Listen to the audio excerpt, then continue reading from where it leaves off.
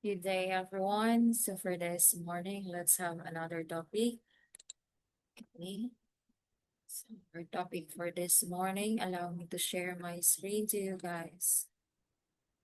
Here are our topics for this morning. Okay, so I have here the main objectives of this lesson. Define communication. Next, explain the nature of communication.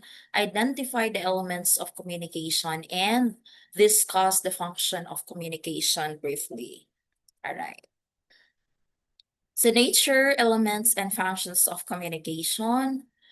Okay, word of the day, and our word of the day is mediocre. All right, so I have here a sample sentence for this word. So, okay, Zach was a mediocre basketball player. He was neither a good player nor a bad player. You can see that he was somewhere in between. So with this sentence, we can say that the word mediocre means, okay, so you see, okay, so our clue here is neither good nor a bad player. So and another thing, you can see that he was somewhere in between. So if it is somewhere in between, so therefore the word mediocre simply means an average player. Okay. All right. So let's define what is communication. Okay. Communication, okay. Communication is stirring up ideas in the mind of another. It is the sharing of idea among a group of people. It is imparting concepts to an audience. Monroe et al. 1982 described it as a sharing of experiences publicly for the common good. Okay, so that is communications. Everything that we do in our day-to-day living, the, we can say that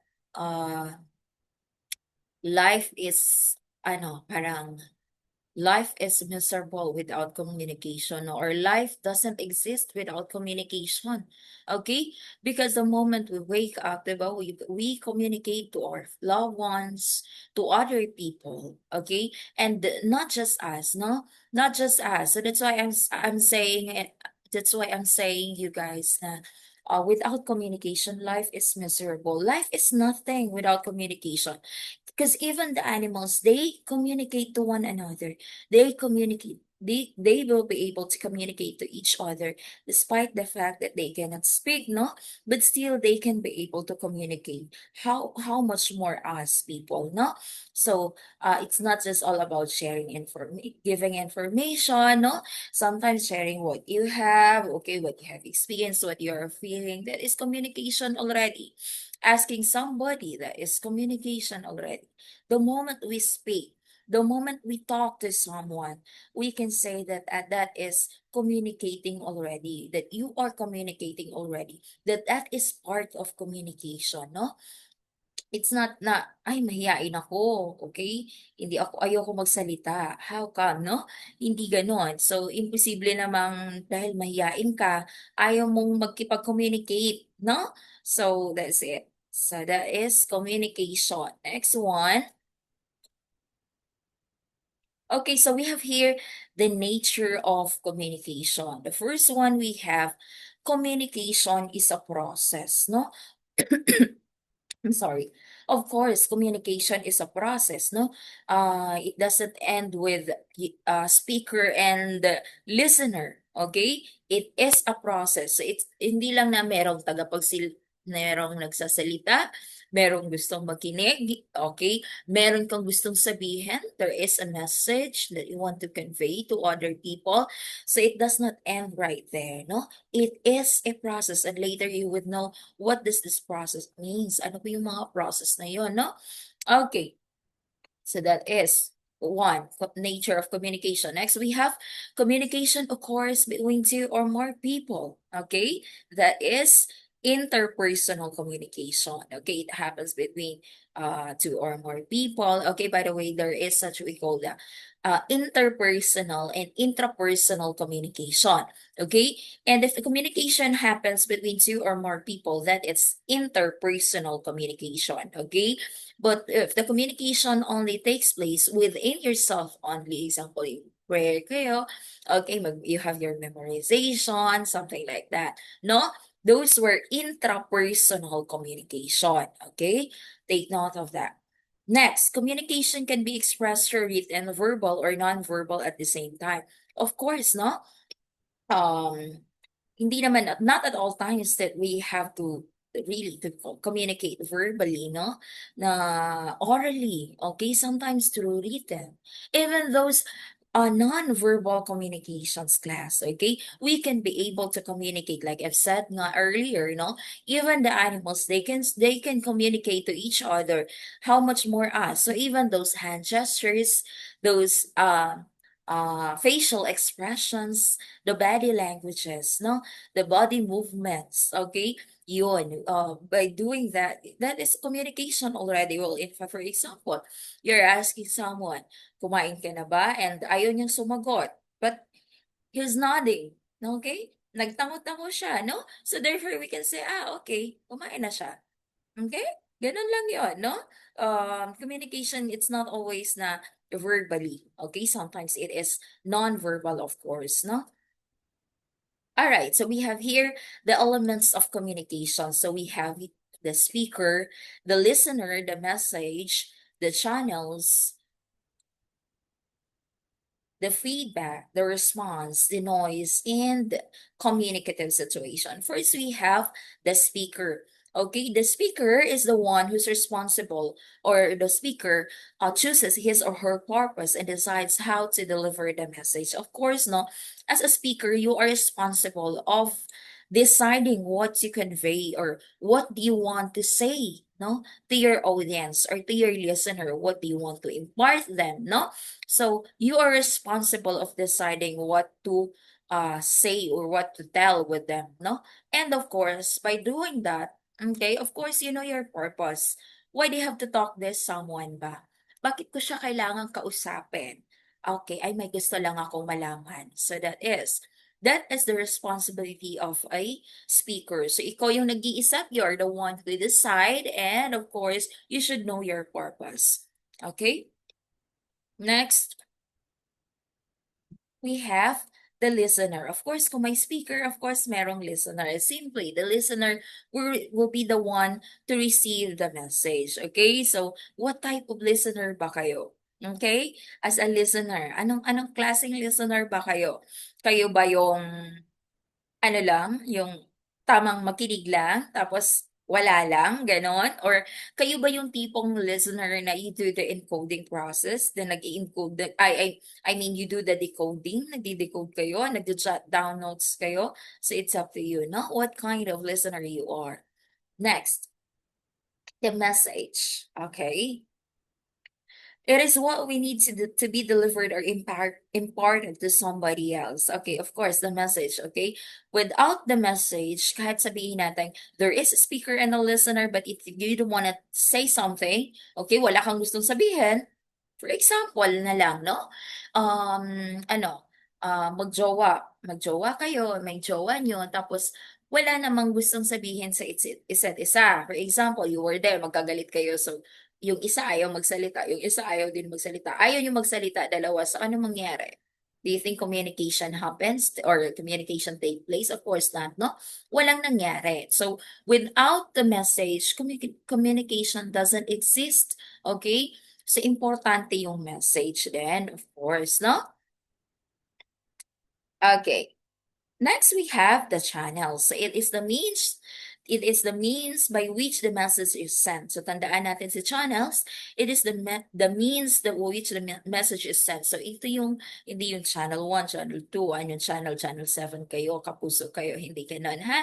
Okay, these channels, if ang ini-emphasize ng channels na to is ano yung ways, okay, for you to transmit the message that you want to convey or you want to impart to your audience or to your listener, okay? So anong gusto mo ba? Sabihin mo personally or isulat mo or pwede mo bang i-radio mo ba or i-telephone call mo ba? Yung mga something like that, no? Those were different forms of channels, no? Sometimes pag malayo, manawagan ka ba? Mga ganon, no? Those were channels. So, sa paanong paraan? yung gustong iparating. Okay? Next, we have, of course, the response. It is the only way the speaker knows that a message has been received. Okay, of course, by the means of your response. So, example, no. Of course, malalaman ni listener kung nakarating ba yung message. If not, nakadepende sa response nyo. For example, sinabi ni speaker, okay, kindly give me a pencil, for example. Okay? Tapos ang binigay mo notebooks, eh, hindi ka naintindihan, no? Something like that. So, anong magiging feedback ni speaker? Ay, ano ba yan? Pen ang sinabi ko, pero pencil ang sinabi ko, pero notebook ang binigay, no? So the speaker knows that the message has been received by the means or by means of your response. It's up to your response, no? For example naman, si teacher, tinatanong kayo, "Oh, is there any question?" Wala. Tapos ang gagawin ni teacher, all right, since you don't have any questions at all, and since you understand our topic, let's get one fresh sheet of paper and let's have a short item quiz. For example, 1 to 10. But then you only got some of the students only got the highest score, for example, is only 5. No, it's somehow parang nakakalungkot sa part ni teacher na, oh, 5 lang, kalahati lang. Why, no? So, wala naman, when I asked them kung may gustong magtanong, wala namang may gustong magtanong, no? Pero ang response is ganon. So, ano magiging feedback? So, nagkakaroon ng feedback. Okay? Okay, nako, baka nahiya lang silang magtanong kaya gano'n 'no? Or it can be, "Ay, nalilito pa 'tong mga 'to." So kung ayaw nilang magtanong, so puwedeng ikaw ang magtanong 'no, something like that. So gano'n lang 'yon. So it's up to you. Okay, so sige eto feedback, okay? Kung may response, merong feedback. The result of monitoring the listener's response. So going back with my example earlier 'no, for example kagaya nung si teacher nagpa-quiz. And then most of the students only got the highest score of 5/10. So medyo nakakalungkot yung part na yun. You think na when the teacher asks the student na, okay, is there any questions? None at all. Did you get the topic? Okay, wala din. Okay, walang response. Okay daw, yes ma'am, for example. Pero there were only 5, no? There were only, the highest score is 5 only. So, ano nagiging feedback ni teacher? Naku, nahiya lang talaga 'tong mga 'to magtanong sa akin.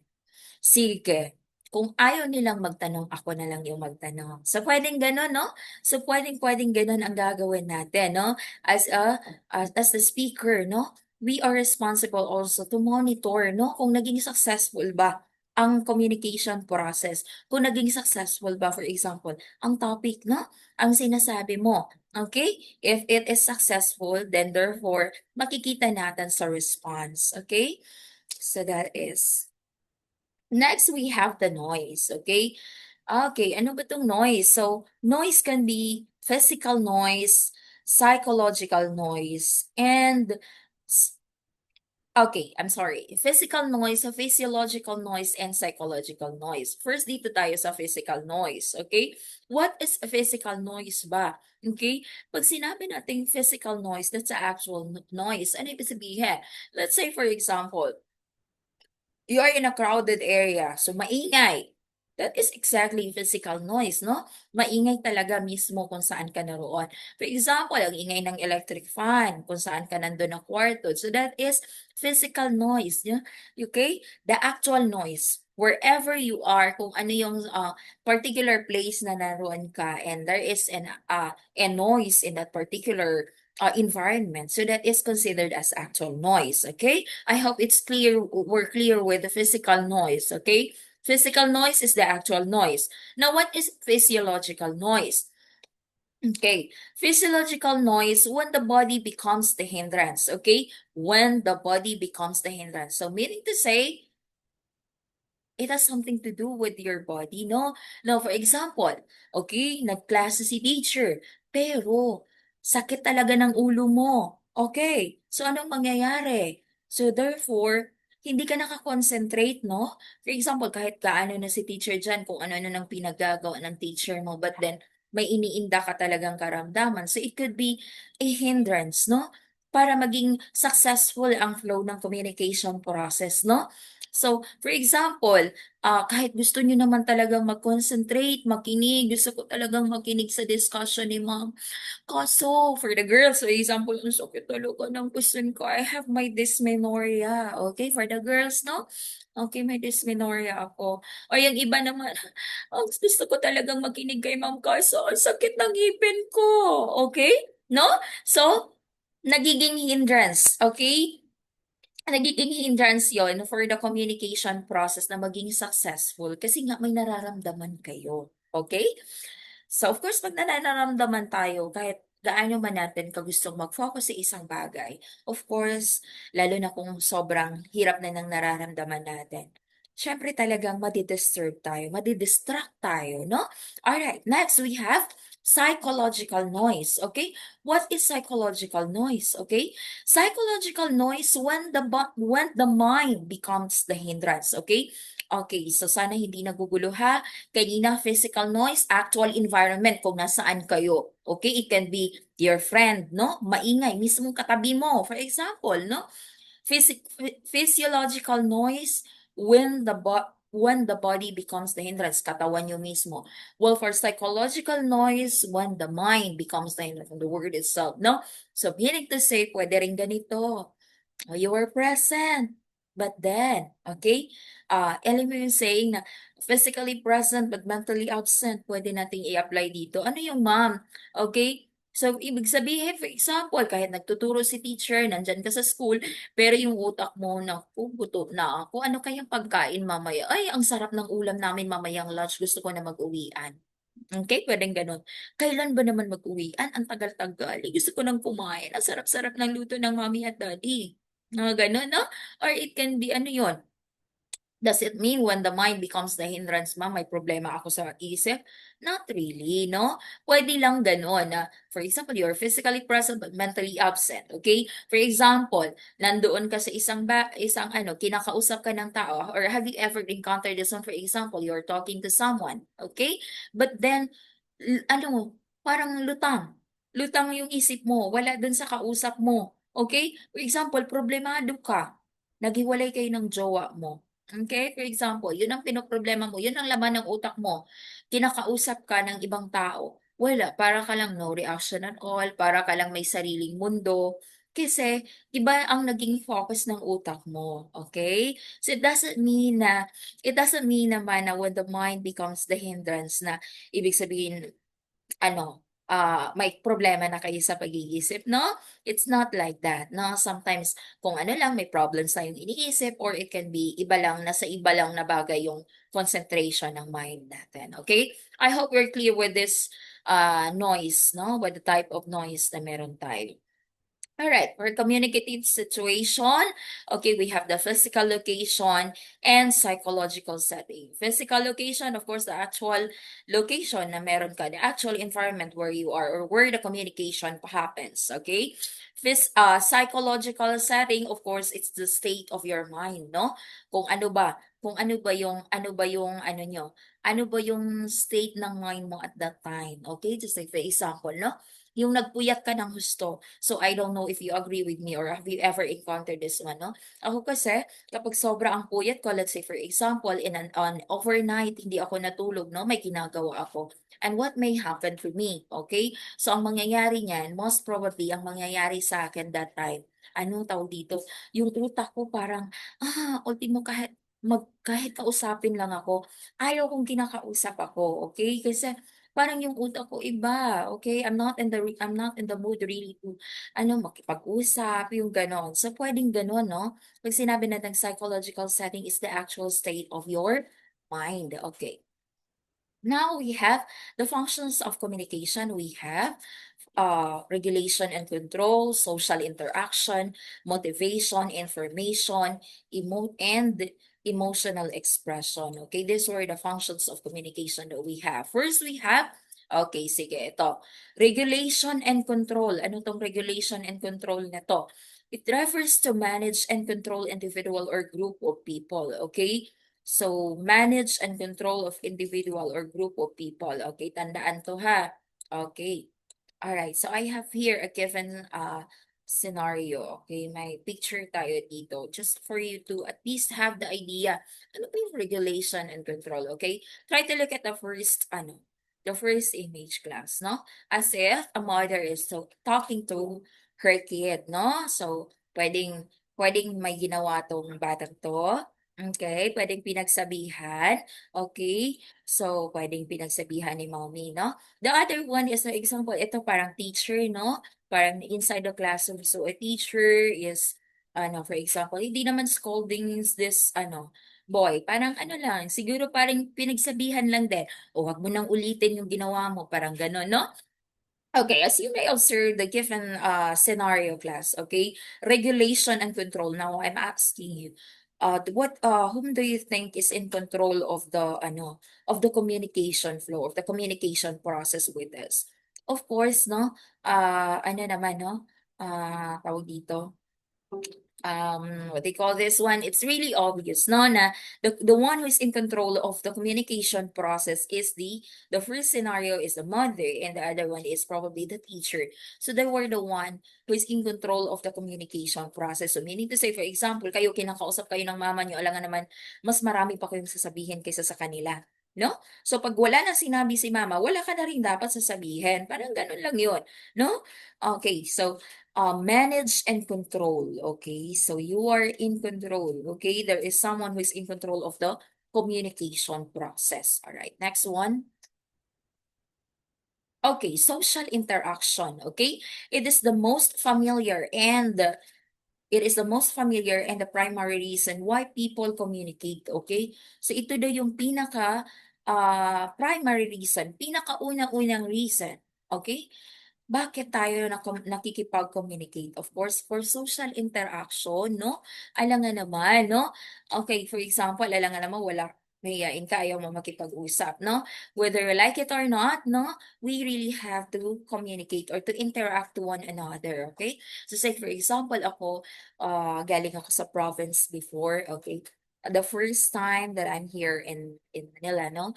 I'm not really comfortable with speaking in Filipino, okay? Because I'm used to speak in Visayan language. However, okay, wala naman akong magagawa because the people here, 'di ba? They speak in Filipino. Hindi naman sila nagbibisaya. If I will be able to speak them in Visayan language, so ano mangyayari?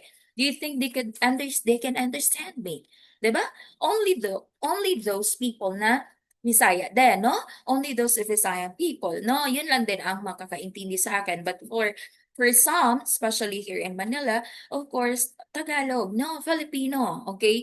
So therefore, you really have to adapt, okay? Adapt natin. And we are grateful, class. It's because kahit naman iba-iba tayo ng pinanggalingang lugar, no? Ang dami nating pinanggalingang lugar, iba-iba ng mga lengguwahe na pinagsasalita. However, we are so grateful. Why? Because of Filipinos, we come up with one language to be used, and that is Filipino. No? We are so grateful for that. In that way, nagkakaintindihan tayo somehow, no? Okay. Next, we have motivation. It is the most purposive, of course, no? Okay, so you should know your purpose, okay? Kung walang purpose yan, paano ka makakapag-motivate someone, okay? Tingnan natin yung first picture. So, parang nag-group activity sila. Pero actually, hindi natin alam kung group activity ba talaga ang ginagawa nila kasi partner-partner sila. Okay? So, pwedeng ito ay, kunyari for example, sige, pwede rin naman, nag-group activity sila, okay, no? But okay, so another picture. So ayan. So yung dalawang babae, they're having their exercise. So parang sinasabi nila sa sarili nila, okay, kaya natin to. Okay, enjoy na enjoy sila where they were having their yoga. No, nag-yoga sila. And then they were super happy. Parang sabi, kaya natin to for the Balik Alindog program. Char. Okay, so yeah. That is for motivation. Next one, we have information. This function is used when the speaker wants to make others aware about something. Okay? That is for information. Okay? So madalas, balita, no? If you want to know the weather update, for example, or kaya gusto nyo malaman may pasok ba talaga o wala, of course, no? Or it can be, it's not, it can be kami, no? teachers, okay? Habang nakikinig kayo ng discussion, that is information already. You gained knowledge. You gained information, no? Okay. Next, emotional expression, okay? Appealing to the listener's feelings. All right. So, ayan. Yung first picture, they were so happy. Okay? Parang enjoy na enjoy sila. Saya. But the other picture, okay, medyo sad. So, emotional expressions, of course, from the word itself, emotional. How do you express your emotions, no? It's up to the feelings of the listeners, or it can be the speaker itself, no? Pwede yon. Okay? So, that is for emotional expressions. Okay, now for your activity, okay, for your activity, so we have this. Take a picture showing at least the four functions of communication. Paste all four pictures in a short bond paper together with your short description. So this would be your activity, okay? Just do this task, especially those students who cannot attend a online session, or it can be hindi nakakapag-attend din ng face-to-face session, ha? Okay, this one is your first activity. Okay, and of course, next we have, okay, I have here the rubrics, okay? So those were the rubrics of how you were graded according to, okay, content clarity, critical and original thought, that is 60%, and creativity, that's 40%, for a total of 100%. Okay, so that is your rubrics. That is my basis of how, okay, or that is your basis of how you will attain your scores. Okay. So that's it. I think, okay, that's the end of my topic. Okay, so just make sure to glance this one. Okay, have time to study, recap nyo to. Okay, especially those hindi nakaka-attend ng ating face-to-face. All right, so that's all for today. Thank you, everyone. Thank you, and God bless.